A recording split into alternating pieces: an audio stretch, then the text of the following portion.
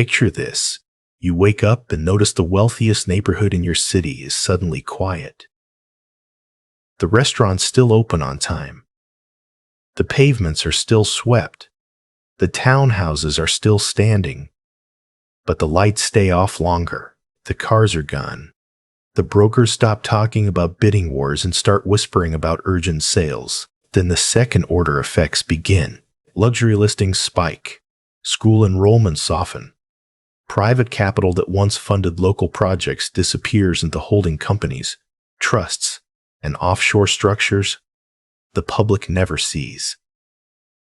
The tax base that made the district feel untouchable begins to thin out. Not collapse, thin out. And that is how systems actually break in the real world, not with a cinematic bang, but with silent withdrawals by people who understand the rules are changing before everyone else does. This is not really a story about rich people chasing lower taxes. That is the public version. The forensic version is more serious. It is a story about confidence leaving a jurisdiction before confidence leaves the headlines. The wealthy almost never wait for official confirmation.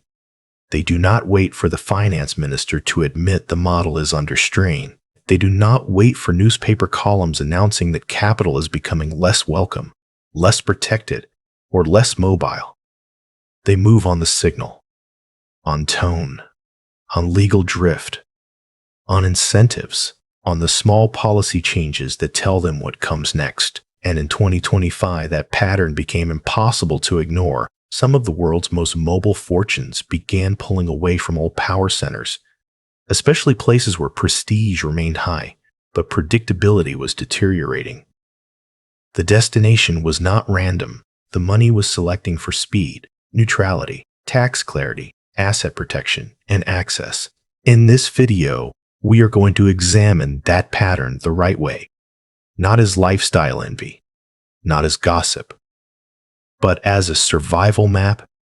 Because when smart money builds a second jurisdiction, it is not making a fashion statement. It is telling you something about the future. The public usually sees wealth migration far too late.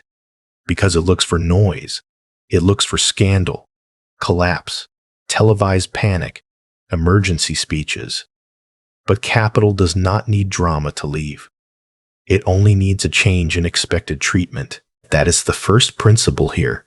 The wealthy do not wait for the headline. They move on the signal. A signal can be legal, a proposed tax change, a residency rule rewritten in moral language, a loophole becoming a political symbol, a government making it clear that mobile capital is no longer seen as productive, but taxable, visible, and available. A signal can also be cultural. Once a country begins treating successful exit as disloyalty or external diversification as suspicious, serious money starts reading ahead. It understands that reputational hostility often arrives before administrative hostility, and administrative hostility often arrives before outright restriction. By the time the average citizen notices rich people leaving, the decisive class has usually been repositioning for months. That is why this subject matters even if you are not rich, because the ultra-wealthy are not important here as celebrities. They are important as early warning sensors. They can afford better lawyers, better intelligence, better access, and faster execution. They are the first group able to act on weak signals. They see what is becoming fragile before fragility is publicly named. And when they leave, they do not just take mansions and tax receipts with them. They take deposits, company registrations, philanthropic funding, school demand, legal work, advisory ecosystems, and social confidence. A city can remain beautiful while becoming financially thinner underneath. That is the dangerous phase, because the facade of normality survives longer than the capital base that supported it. This is why 2025 mattered. The visible story was geography, movement, away from parts of the UK and China, and toward places like the UAE and Singapore. But geography is only the surface. The real story was a repricing of jurisdictional trust. Wealth was asking a harder question, and where do I want to live? It was asking, where am I legible but not trapped?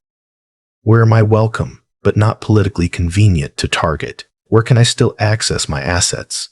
move my family, run my business, and preserve optionality if the tone changes quickly? That is a very different question, and it is not new.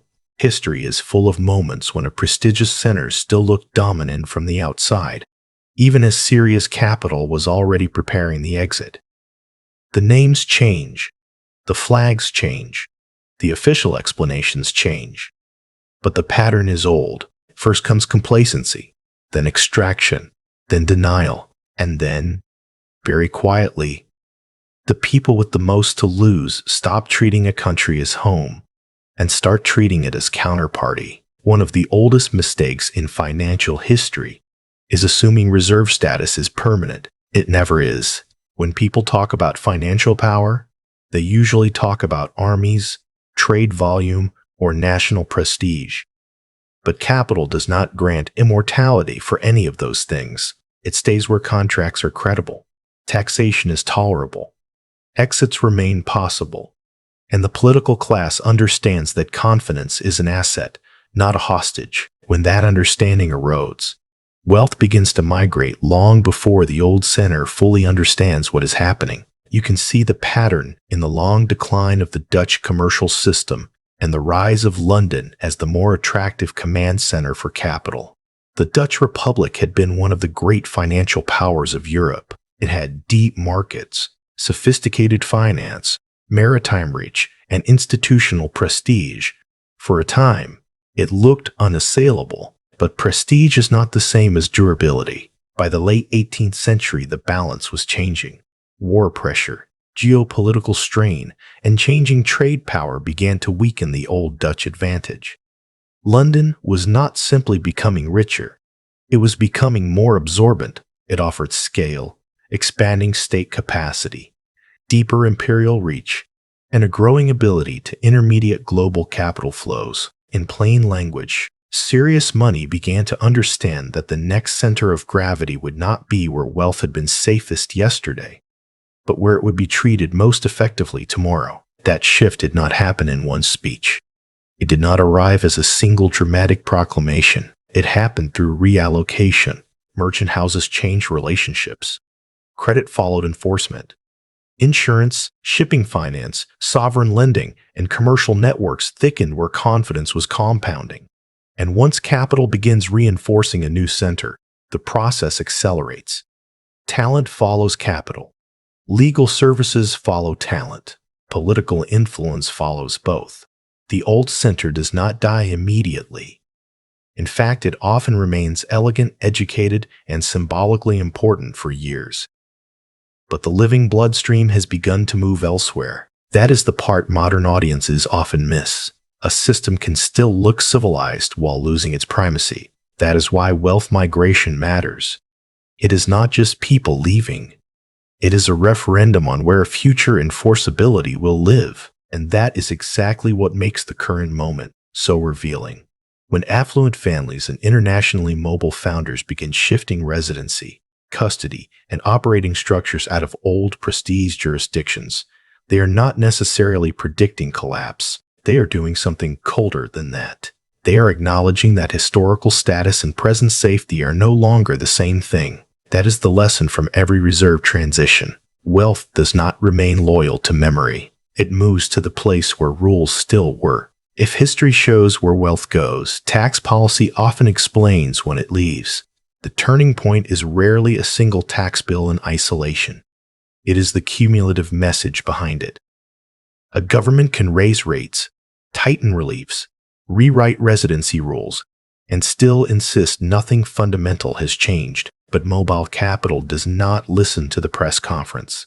It listens to the trajectory. That is why the UK became such a revealing case. From 6 April 2025, the UK abolished the remittance basis for non-domiciled residents and replaced it with a more limited 4-year foreign income and gains regime for qualifying new arrivals. In practical terms, the older promise of longer duration tax flexibility was removed, and the signal to globally mobile wealth was unmistakable. Your foreign income, gains, and eventually wider asset exposure would sit inside a less forgiving logic than before. Now, on paper, governments call this fairness, And politically, that language can be very effective. But forensic finance asks a different question. What behavior does the rule change produce? In the UK's case, the answer appears to be exit planning. Hamley's 2025 data projects a net loss of about 16,500 millionaires from the UK in 2025, carrying an estimated USD 91.8 billion in wealth. Henley also describes the UK as the only top 10 wealth market in its ranking to post negative millionaire growth over the past decade. Whether you agree with every estimate or not, the direction is hard to miss, and this is the important distinction. Taxation is not just about the amount taken. It is about whether the regime makes you feel stationary. Once affluent families believe a jurisdiction is moving from competitive but expensive to prestigious but extractive, the emotional relationship changes. A country stops feeling like a base and starts feeling like a liability with good architecture. That is when secondary calculations begin. Where will trust be recognized consistently? Where can children study without pulling the whole family into a punitive structure? Where can operating companies remain close to opportunity while custody of wealth sits somewhere calmer? Those are not tax dodger questions. They are continuity questions. And continuity is what wealthy families buy first. This is why places like the UAE, projected by Henley to attract nearly 10,000 millionaire net inflows in 2025, became magnetic. It is also why Singapore, projected to gain around 1,600 millionaire net inflows, kept strengthening its role as a politically neutral, rules-based wealth platform. Tax is the gasoline, yes, but the real fire is loss of trust. When the rules start implying that success is locally taxable but globally suspect, the rich do not argue for long. They refile. This is the point where ordinary people usually disengage, because they hear phrases like offshore, residency planning, family office, and assume the subject no longer applies to them. That is a mistake. The central idea is simpler than it sounds. Treat jurisdictions the way a serious operator treats vendors, not as sacred identity, but as service providers. One country may be good for earning, another may be good for custody, a third may be good for residency flexibility, a fourth may be good for legal predictability if the first three change tone. That is what the wealthy are really buying. Optionality. In 2025, the strongest magnets shared a pattern. The UAE offered long-duration residency routes, including golden visa pathways, alongside a reputation for speed, low-friction administration, and tax clarity. Official government guidance presents it as a long-term residence system for investors, entrepreneurs, skilled professionals, and other qualifying groups. Singapore offered something different, not spectacle, but credibility. It combined political order, deep banking infrastructure, rule-based administration, and established frameworks for family office and fund tax incentives under MAS-administered schemes such as 13O, 13OA, and 13U. For larger families, it also kept a formal route to permanent residence through the Global Investor Program. If you reduce the noise, the 2026 comparison matrix becomes clear. First, UAE, strongest for tax simplicity, fast execution, and lifestyle-neutral relocation. Second, Singapore, strongest for institutional trust, banking depth, and Asian capital access. Third, Switzerland, still powerful where legal continuity and private wealth servicing matter. Fourth, Portugal, weaker than the marketing brochures once implied, but still relevant for residency diversification inside Europe. Fifth, Australia, less tax-light, but attractive for families seeking legal stability, education, and distance from geopolitical compression. Notice what is missing from this list. No jurisdiction is safe in the abstract. Each one is only safer for a specific function. That is why the real protocol is modular. Residency is one layer, banking is another, broker custody is another, business incorporation is another, asset exposure is another. Even at a middle-class level, the lesson scales down. A second bank outside your home concentration, some non-domestic equity exposure, a legal residency option you understand before you need it, a passport renewal done early, copies of records outside a single system. That is not paranoia.